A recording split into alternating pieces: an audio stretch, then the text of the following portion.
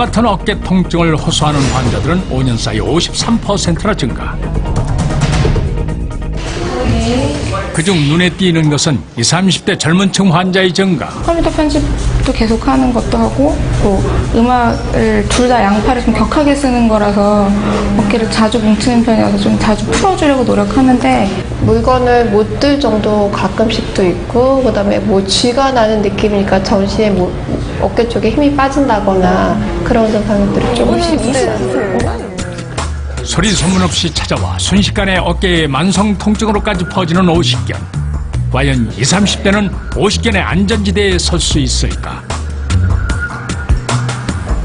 둘 다 엑스레이 진단 결과상으로는 별다른 이상이 없었다.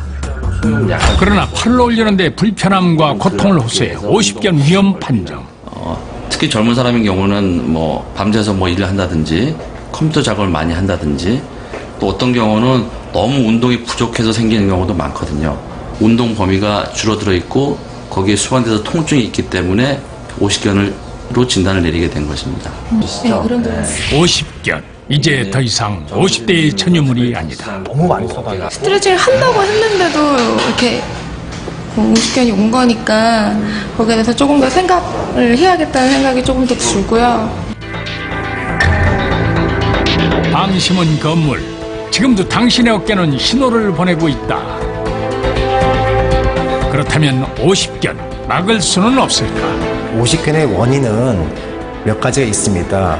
물론 원인이 없는 경우도 상당수 있습니다만은 가장 많은 것 중에 하나가 어깨 힘줄의 염증입니다.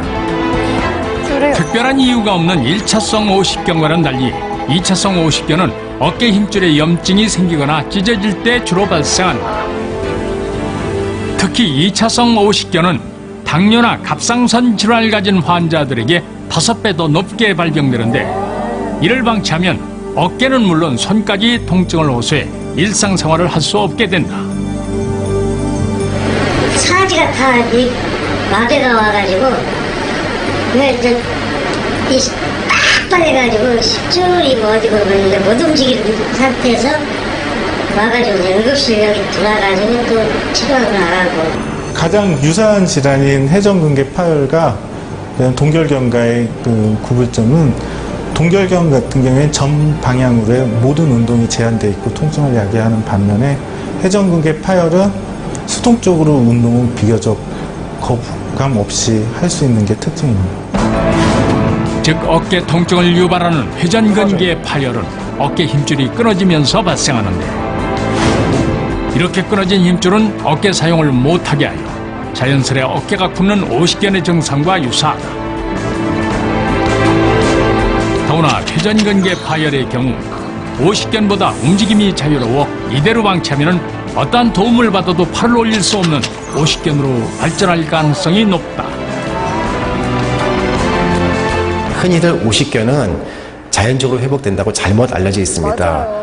오십견 자체는 극소수는 자연적으로 회복된 경우도 있습니다만은 대부분의 경우에서는 오십견은 점점 진행하는 병으로 되어 있습니다. 심하게 진행하는 경우에는 1년, 2년 내에 통증이 심해져가지고 통증 장애가 생기고요. 5년 이내에는 관절이 굳어가는 장애가 생기기도 합니다. 방치하면 할수록 오십견은 더 큰 통증을 부른다는 것을 명심할 것. 치료 또한 통증을 가라앉힌 후 반드시 운동 치료를 병행해야 한다. 무엇보다 오십견은 예방이 중요한데 어깨 통증이 올 경우 방치하지 말고 정확한 검진을 받을 것. 특히 당뇨는 오십견 발병 위험이 5배나 높다. 그러므로 평소 당뇨 환자나 갑상선 질환을 앓고 있는 사람에게 어깨 통증은 위험 신호. 이를 반드시 주시할 것. 또한 오십견의 가장 큰 원인인 근육의 염증. 이를 방지하기 위해서는 단백질이 풍부한 음식을 섭취하고 염증을 유발하는 술과 담배는 피할 것.